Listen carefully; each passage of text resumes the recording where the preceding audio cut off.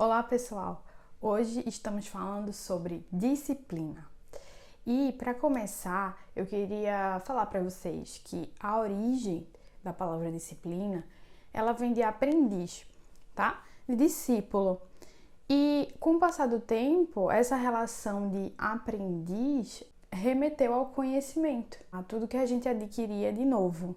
Só depois de um tempo que a disciplina ela começou a ser associada à ordem e cumprimento de regras, o que não deixa de ser coerente, né? Porque para estudar a gente precisa de organização e a gente precisa de sistematização. A gente precisa deixar tudo prontinho ou colocar aquilo no nosso ritual, da nossa forma, para que a gente possa aprender da melhor maneira possível. Só que isso precisa ter uma flexibilização, né?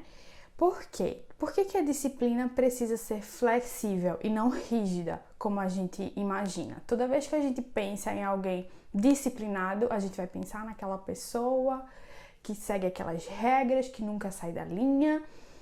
E, de fato, essa pessoa, ela nunca sai da linha no sentido de cumprir suas metas e seus objetivos. Mas, na verdade, essa disciplina, ela pode sim ser flexível. Por quê? Na vida do ser humano vai acontecer inúmeras coisas que vai quebrar rotinas que você tenha. A gente não tem controle sobre muitas coisas, né? Então, quando a gente flexibiliza, a gente diz assim, independente do que aconteça, eu vou achar uma solução criativa para me manter no foco e me manter na meta. Mas como é que eu continuo? Como é que eu tenho a motivação para continuar nisso? A primeira coisa, antes de tudo, é ter a consciência de que aquilo é realmente importante para você. Isso é uma tecla que eu sempre bato aqui. Autoconhecimento. Aquilo é importante para a saúde da tua mente? É importante para a saúde do teu corpo? É importante para as tuas conquistas de vida, de felicidade? Bom, quando o teu motivo é forte o suficiente, você vai conseguir achar essas soluções criativas e contornar para continuar realizando. Então, quando você achar uma razão forte o suficiente para tornar aquilo uma responsabilidade para você e para a sua vida, visualize você conquistando esse objetivo. Visualize sempre que for um dia mais difícil do que outro, né? Porque a gente não tem sempre dias maravilhosos e motivados. Uma razão forte, ela não vai só fazer parte da tua mente, ela vai fazer parte do teu corpo, do teu comportamento, dos teus hábitos. Então, isso com certeza influencia os nossos chakras. Os chakras que mais chamam a atenção são o sexto chakra e o chakra básico, o primeiro chakra, tá? Lá na base da coluna. Por quê? Primeiro, falando do sexto chakra, ele é um chakra que equilibra o raciocínio e a intuição. A intuição ela vai estar muito ligada às nossas emoções e aquilo que a gente sente em relação à nossa razão. Se a gente sente lá dentro que é pra gente continuar com aquilo ou não. Essa capacidade ela deve ser forte e incentivada em você. Porém, não somente ela, mas ela em equilíbrio com o raciocínio. Tá? Se a gente for muito para o campo intuitivo, a gente pode viajar na maionese. Se a gente for muito para o campo do raciocínio, a gente pode esquecer de colocar dentro daquilo que a gente faz e nas nossas atitudes um pouco da nossa essência. Tá? Então, os dois têm que ser incentivados. Então, esse é um chakra muito importante quando a gente está falando de metas e de raciocínio para você chegar em algum lugar que você quer. Para você ter a disciplina, você precisa de uma razão forte. Ela vai estar presente no teu intuitivo. Já o chakra básico, ele vai estar envolvido completamente na questão da responsabilidade pela tua disciplina.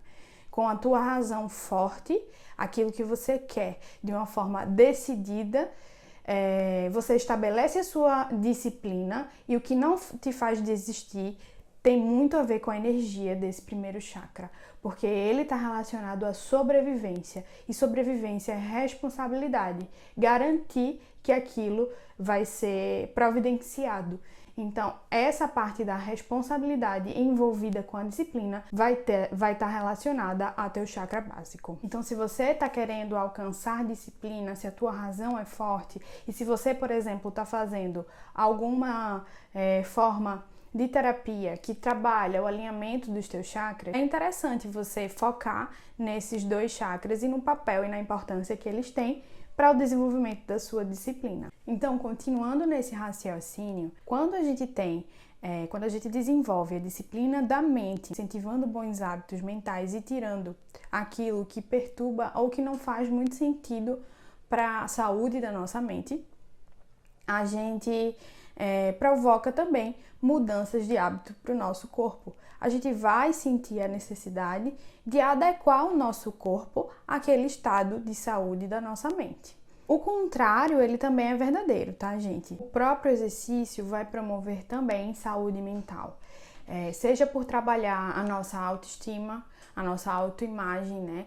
Mesmo que seja autoimagem física, né? Estética, ou uma autoimagem psíquica, a forma de você se ver como vencedor de um obstáculo, né? Que antes era um obstáculo para você, agora é uma conquista física. Quando essas atividades são em grupo, é ainda melhor do ponto de vista de saúde mental. Além disso, estudos mostram que o exercício ele pode melhorar a nossa capacidade de memória e cognição, ou seja, deixar nosso cérebro mais saudável para aprender. O exercício físico, a saúde do teu corpo, ela é essencial para a saúde da tua mente também. Então, para uma saúde boa, incentive estresses benéficos, né? E retire da sua vida estresses maléficos, tá? Estresses que derivam da falta de aceitação de alguma situação ou de você se encontrar num lugar onde você não gostaria, tá? Então, tente trazer metas pessoais, psíquicas, para que você afaste de vez esse vilão e traga para você um estresse benéfico, como por exemplo é o estresse físico de um exercício.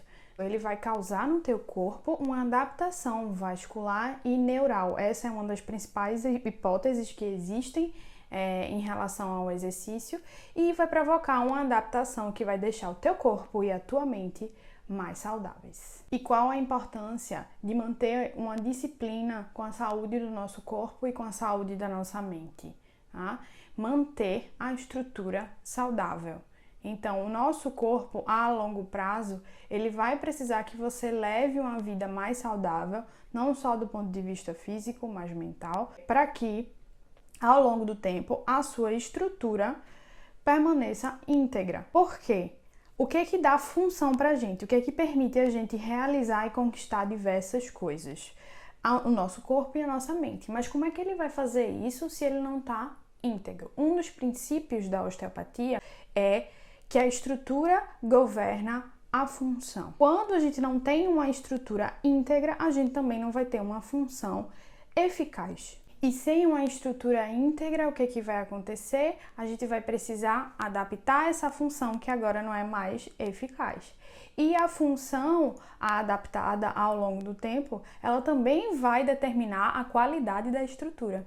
Ou seja, a adaptação que você vai fazendo, né, para sobreviver e para continuar realizando suas atividades, vai afetar diretamente na sua estrutura. E isso pode causar uma lesão que a gente chama na osteopatia de lesão de parâmetro maior. Agora, não tem mais como a gente reverter do ponto de vista da técnica manual. Existe hoje, no campo da saúde, outras alternativas que você vai poder ter para manejar essa lesão de parâmetro maior. Mas vai te dar muito mais trabalho e muito desgaste que poderia ser evitado por uma simples disciplina e autoconhecimento, ao achar a tua razão, achar o que você gosta e promover saúde com isso. E quando eu falo assim, eu também me escuto, tá, gente? Então, não é algo exclusivo para quem eu estou falando. É de nós, seres humanos, a gente precisa sempre estar se vigiando e nunca achar que eu atingi isso e agora não tem mais jeito, eu sou completamente saudável do corpo e da mente. Em algum momento pode acontecer algo como o que a gente não controla diretamente, tá? A gente pode até se expor, mas a gente não controla se vai acontecer um trauma com a gente, que é uma situação isolada, que também pode levar a um parâmetro maior. Mas a gente vai precisar da capacidade de adaptação e de reaprender. Então, é necessário a gente o tempo todo se vigiar. E a gente fala trauma, né? Porque a gente não prevê. Mas a lesão mais perigosa é aquela que vem dos nossos hábitos. Aquilo que a gente cultiva diariamente, que ela é lá silenciosa e ela está crescendo, crescendo, crescendo, até que um dia ela se torna extremamente trabalhosa e dolorosa para a gente manejar.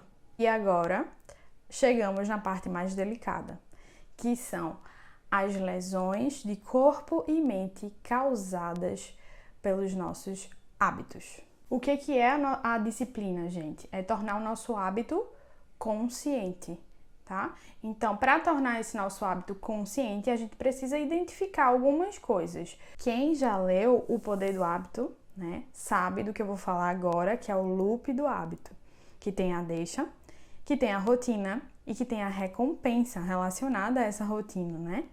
E essa recompensa, ela pode ser uma recompensa física, que é mais fácil de identificar, ou ela pode ser uma recompensa emocional, que às vezes está ali e a gente não tem muito contato, tá? Só quando a gente pratica o autoconhecimento. Então eu vou contar agora uma historinha relacionada a um hábito que dificultava muito para mim manter a disciplina. Então, o que acontece? Eu sou uma pessoa que adoro ver séries, tá? Mas para mim sempre existia horário para ver séries, porque ao longo da minha vida fui estabelecendo uma rotina, né, de estudos e etc, que o tempo livre era para essas coisas.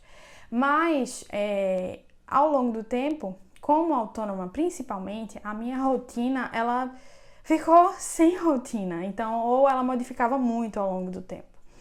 E uma coisa que também veio junto com essa fase profissional foi o cansaço, não só físico, mas principalmente o cansaço mental. E aí, quando eu me sentia cansada, que era a minha deixa, né, o cansaço mental, eu entrava na rotina de sentar no sofá e pegar o controle. E eu não via só um episódio, eu via 5 episódios. Então, por quê? Eu queria, a recompensa para mim por esse ato era parar de pensar, era simplesmente assistir, tá ali assistindo e parar de pensar, porque eu já tinha pensado o dia todo, eu estava muito cansada e isso foi um desafio muito grande para mim, quebrar esse ciclo. Ainda é de vez em quando, tá? Se vigiem sempre. Então nesse momento, né, eu já culpava muito a série, porque na verdade a recompensa ela não era suficiente. O que eu precisava era ficar sem pensar, era descansar um pouco minha mente. E a série ela não estava fazendo aquilo, era mais uma enganação de que eu precisava fazer aquilo, né? E inconsciente se tornou um hábito depois de um tempo. E que hábito é aquela coisa que você vai fazer automático. E aí eu nem pensava, eu simplesmente fazia e ficava insatisfeita e gerava culpa e etc. E como foi que eu quebrei isso de uma forma positiva? Identificando, trazendo esse mau hábito para a consciência. E a partir do momento que eu fiquei consciente disso, toda vez que eu tinha a deixa, ou seja, caramba, eu tô muito cansada mentalmente e vou assistir uma série, eu modificava isso, tá? Então eu ia fazer uma meditação, eu ia tirar um cochilo, eu ia ter um hábito mais saudável. Eu ia descansar realmente a minha mente e não fingir que eu estava descansando a minha mente. E com o passar do tempo, eu comecei a assistir as séries no momento que eu queria, porque eu queria e não porque eu estava cansada mentalmente, tá? Mas isso é sempre um motivo de vigília, tá? Para que o hábito ele não retorne, porque ele se tornou forte. E é assim que nossos hábitos são. Eles, quando se tornam automáticos, eles são fortes e difíceis de quebrar. Mas o primeiro passo é trazer isso para a sua consciência. Se algum mau hábito está te impedindo de ser disciplinado, traga ele para a consciência e, principalmente, veja como é que você está recompensando isso. É do ponto de vista físico, mental ou emocional?